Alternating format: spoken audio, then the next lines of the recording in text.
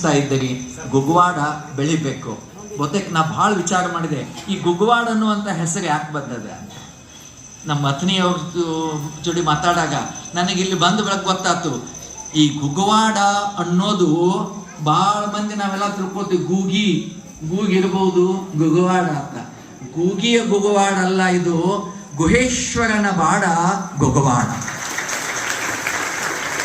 ಗುಹೇಶ್ವರನ ಬಾಡ ಗುಗ್ವಾಡ, ವಜ್ರೇಶ್ವರನ ಬಾಡ ವಜ್ರವಾಡ, ಮಲ್ಲಿಕಾರ್ಜುನನ ಬಾಡ ಮಲಾಬದಿ.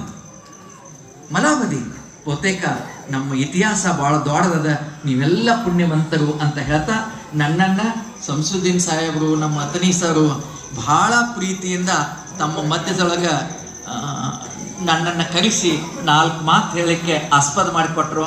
ನಿಮ್ಮನ್ನೆಲ್ಲ ನೋಡಿದ್ರೆ ಮೈಕ್ ಬಿಡಬಾರ್ದು ಅನಿಸ್ತದ.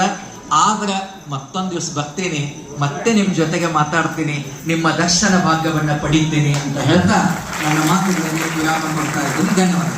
ಡಾಕ್ಟರ್ ಶ್ರೀ VS ಮಾಳಿ ಸಾಹಿತ್ಯ ಹರಿದು ಒಮ್ಮೆ ಜೋರಾಗಿ ಚಪ್ಪಾಳೆನ ತಟ್ಟಿ ಅವರ ಅನುಭವವನ್ನು ಹಂಚಿಕೊಂಡಿದ್ದಾರೆ. ತುಂಬ ಧನ್ಯವಾದಗಳು ಅವರಿಗೆ. ಶಿವಪ್ಪ ತಮಶಿಯವರು ಬಂದು ಒಂದು ಗೌರವಾರ್ಪಣೆ ಸಲ್ಲಿಸಬೇಕು. ಈಗ ಮುಂದೆ ಮತ್ತೆ ಪ್ರವಚನ ಕಾರ್ಯಕ್ರಮ.